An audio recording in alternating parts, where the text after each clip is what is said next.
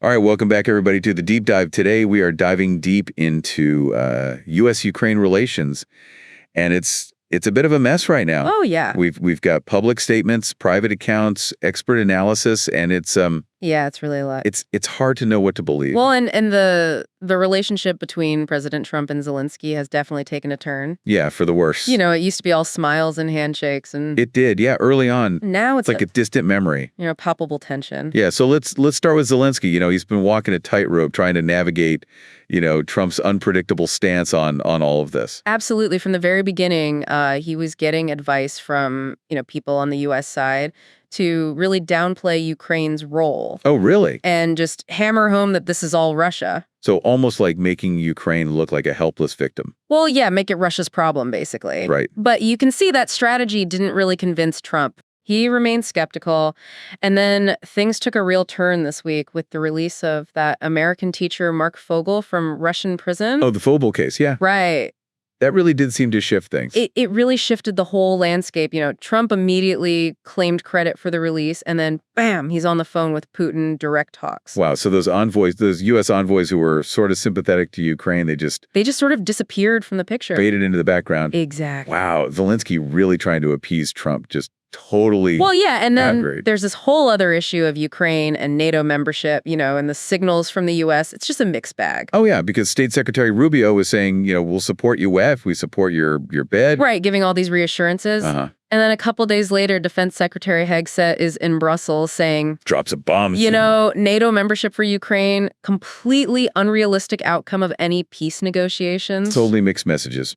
It really makes you wonder about the commitment of the U.S. to Ukraine, Yeah. And what's really interesting is that people in the State Department, they tried to soften Hegseth's message before he gave that speech. Really? But he just went ahead with the original statement. Wow. That's pretty boobled. It is. Almost seems like a power struggle within the U.S. administration. It wouldn't be the first time, but, Right. Zelensky's got to be thinking, what is going on here, Who can I trust? Yeah, where do we stand? Who can we rely on?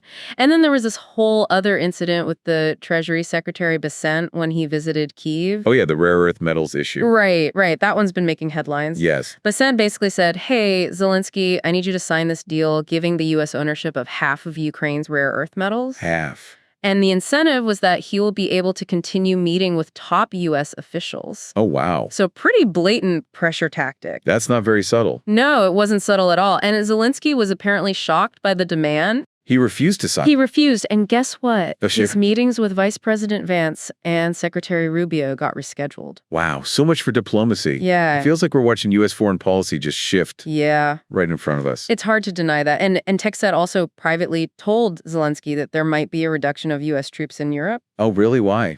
Seems like the administration is way more focused on the U.S.-Mexico border and that whole Indo-Pacific region. So are we retreating from Europe? What does that mean for Ukraine? Yeah, Ukraine relies heavily on the U.S., and this is definitely causing anxiety among European allies, too. For sure. But there is talk of a new security guarantee for Ukraine. Right. This is where things get kind of interesting. Okay, tell me more. So the U.S. is thinking about offering Ukraine automatic NATO membership Oh, wow. if Russia violates any future peace agreement. So it's like better late than never. Yeah, you could see it that way.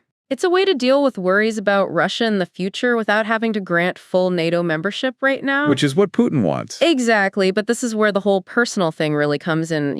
Trump's behavior towards Zelensky has gotten really hostile. Uh-oh. He even called Zelensky a dictator in public. Wow. And blamed Ukraine for provoking Russia. That's a pretty big escalation. It is, and it's worrying some of Trump's Republican allies, too. Oh, really? I think this kind of talk just makes Putin stronger and makes a peaceful solution harder. So it's like this rift between Trump and Zelensky is just making everything harder. Yeah, this personal animosity on top of everything else, it's just Yeah. making it so much harder to find a way forward. Wow. Okay, so we've got this deteriorating relationship between these two leaders. What are the implications of that? Could this be a sign of something bigger going on with U.S. foreign policy? And what does it all mean for the future of Ukraine? So let's talk about this rare earth metals issue. The White House is trying to say that it's just partial reimbursement for the military aid they've given. Uh-huh. But it's not very transparent in the way they went about it, the pressure tactics. Right. It's a very unusual move. And it just makes you wonder what's really going on here. Is this about getting those resources like the White House says? Or are they punishing Zelensky because he's not playing ball? It feels like a power play, especially with the timing, demanding this right before his meetings.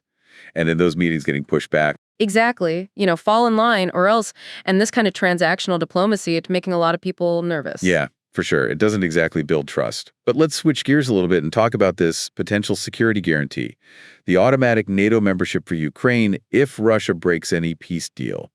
What are your thoughts on that? Well, it's complicated. On one hand, it could be a way to stop Russia from doing anything else and give Ukraine some security that they really need. But But it could also look like the U.S. is just trying to avoid making a real commitment to Ukraine right now, and at the same time making things worse with Russia. so it's a gamble Oh, yeah, big time. with big consequences. Exactly. And who knows if it would even work? Would it really stop Putin? He hasn't exactly followed the rules before. Right. So many questions and not many answers. It's a scary situation, especially for the people in Ukraine. They're stuck in the middle of this. Yeah, their voices get lost in all this diplomacy and maneuvering, but we can't forget that this is real people's lives we're talking about. Absolutely. So before we talk more about the human cost of this conflict, let's zoom out a little and think about what this all means for the U.S. and Russia. What does it tell us about their relationship? And what are the consequences of these shifts in U.S. foreign policy? Yeah, some big questions to think about. It feels like we're at one of those crossroads, and not just for Ukraine, but for the whole world. Yeah, Like the rules are changing and nobody knows what the new rules are going to be. it's a lot of uncertainty for sure. And that just creates so much anxiety, Yeah. between countries, but also inside countries. You see these political divides getting bigger, nobody trusts anybody, and the alliances that have been around forever, they're starting to crack. And you can see the U.S.-Russia tension everywhere. Like the peace talks, the rare earth metals, even just the way they're talking to each other. Yeah. It's giving me like Cold War's flashbacks. Yeah, it's hard not to think about that. The past is definitely hanging over this whole thing, but it's not exactly the same. The world is so much more connected now than it was back then, and it's not always clear who's on what side anymore. Right, and you've got new players like China who want a piece of the action too. So where does all this leave the U.S. and Russia? Are we heading for another Cold War, or can they find a way to, at least tolerate each other? I mean, some people think another Cold War is inevitable. They say the US and Russia are just too different. I'll never see eye to eye. But is there any chance for diplomacy, you think? Well, they're always talking, even when things are really bad. And it's important to remember that neither side really wants to go to war. Yeah, so maybe there's still a chance things could calm down. You got to have hope, right? But you got to be realistic, too. The US and Russia, they're in this competition, and it's not going away anytime soon. And Ukraine is right in the middle of it all. What does that mean for them? Can they stay independent with all this pressure from both sides? That's the big question, isn't it? Their future depends on the choices they make, what their neighbors do, and maybe a little bit of luck, too. Yeah, it's a tough spot to be in. But it just shows you that even now, in this globalized world, the choices that people make, leaders, diplomats, everyday people, it can change the course of history. That's right. The decisions we make today are going to shape the world tomorrow. And we all need to stay informed, talk to each other, and try to make the world a better place. Well said. So here's something to think about. What can we do as individuals to make a difference in international relations? How can we bring people together, promote understanding, and hold our leaders accountable? Those are the questions we need to be asking. And those are the questions we're going to keep exploring here on The Deep Dive. Exactly. So thanks for joining us on this journey into the world of international relations.